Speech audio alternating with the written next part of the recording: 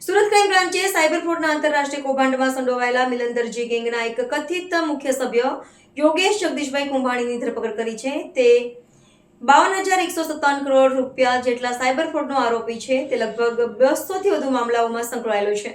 Surat crime બ્રાન્ચે પોલીસે આંતરરાષ્ટ્રીય cyber fraud કૌભાંડમાં મહત્વની ભૂમિકા ભજવતા આરોપ હેઠળ મિલંદરજી ગેંગના કથિત મુખ્ય સભ્ય યોગેશ જગદીશ કુંભાણીની ધરપકડ કરી છે. આરોપી પર દેશભરમાં 200 થી વધુ એફઆઈઆર દાખલ કરવામાં આવી છે અને લગભગ 197 કરોડ રૂપિયાની છેતરપિંડી કરવાનો આરોપ છે.